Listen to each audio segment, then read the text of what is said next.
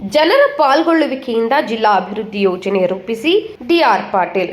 ಜನರ ಪಾಲ್ಗೊಳ್ಳುವಿಕೆಯ ಮೂಲಕ ಮಾದರಿ ಜಿಲ್ಲಾ ಅಭಿವೃದ್ಧಿ ಯೋಜನೆ ತಯಾರಿಸಿ ಎಂದು ಅಧಿಕಾರಿಗಳಿಗೆ ಕರ್ನಾಟಕ ವಿಕೇಂದ್ರೀಕೃತ ಯೋಜನೆ ಮತ್ತು ಅಭಿವೃದ್ಧಿ ಸಮಿತಿ ಉಪಾಧ್ಯಕ್ಷ ಡಿಆರ್ ಪಾಟೀಲ್ ಅವರು ಹೇಳಿದರು. ಜಿಲ್ಲಾಡಳಿತ ಭವನದ ಸಭಾಂಗಣದಲ್ಲಿ ನಡೆದ ತಳ ಹಂತದಿಂದ ಯೋಜನೆಗಳನ್ನು ರೂಪಿಸುವ ಕುರಿತು ಅಧಿಕಾರಿಗಳ ಸಭೆಯ ಅಧ್ಯಕ್ಷತೆ ವಹಿಸಿ ಮಾತನಾಡಿದ ಅವರು, ವಿಕೇಂದ್ರೀಕರಣ ವ್ಯವಸ್ಥೆ ಬದಿಗೆ ಸರಿಸಿ ವಿಕೇಂದ್ರೀಕರಣ ವ್ಯವಸ್ಥೆ ಬಂದರೆ ಅಲ್ಲಿ ಸರ್ವಾಧಿಕಾರತ್ವ ನೆಲೆಸಿಕೊಳ್ಳುತ್ತದೆ. ಕೇಂದ್ರೀಕರಣ ವ್ಯವಸ್ಥೆಯಿಂದ ಹಳ್ಳಿ ಮತ್ತು ನಗರಗಳ ನಡುವೆ ಕಂದಕ ಸೃಷ್ಟಿಯಾಗುತ್ತದೆ. ಹಳ್ಳಿಗಳಲ್ಲಿ ವಲಸೆ ಹೆಚ್ಚುತ್ತದೆ. ಇದನ್ನ ತಡೆಯಲು ವಿಕೇಂದ್ರೀಕರಣ ವ್ಯವಸ್ಥೆ ಬಲಿಷ್ಠಗೊಳಿಸಬೇಕಿದೆ ಎಂದು ತಿಳಿಸಿದರು. ಪ್ರಜಾಪ್ರಭುತ್ವ ವ್ಯವಸ್ಥೆಯಲ್ಲಿ ಪ್ರಜೆಗಳೇ ಪ್ರಭುಗಳು.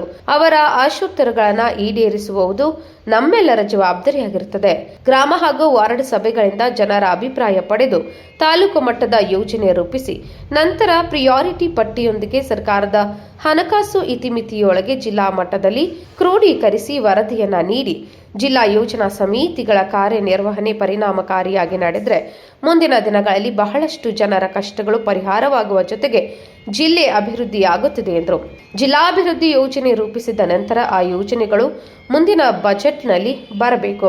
ಇದರಿಂದ ಜನರ ಆಶೋತ್ತರಗಳು ಬೆಲೆ ಸಿಕ್ಕಂತಾಗುತ್ತದೆ. ಈ ನಿಟ್ಟಿನಲ್ಲಿ ಮುಂದಿನ ಯೋಜನೆ ಅನುಷ್ಠಾನದಲ್ಲಿ ಜನರ ಪಾಲ್ಗೊಳ್ಳುವಿಕೆಗೆ ಹೆಚ್ಚಿನ ಒತ್ತು ನೀಡಿ ಎಂದು ಅಧಿಕಾರಿಗಳಿಗೆ ಹೇಳಿದರು. ಗ್ರಾಮ ಮಟ್ಟದಲ್ಲಿ ಗ್ರಾಮ ಸಭೆಯಲ್ಲಿ ಜನರ ಪಾಲ್ಗೊಳ್ಳುವಿಕೆಯನ್ನು ಸ್ವಲ್ಪ ಮಟ್ಟಿಗೆ ನೋಡಬಹುದಾಗಿದೆ. ನಗರ ಪ್ರದೇಶದಲ್ಲಿ ಜನರ ಪಾಲ್ಗೊಳ್ಳುವಿಕೆ ಕಡಿಮೆ ಇದೆ.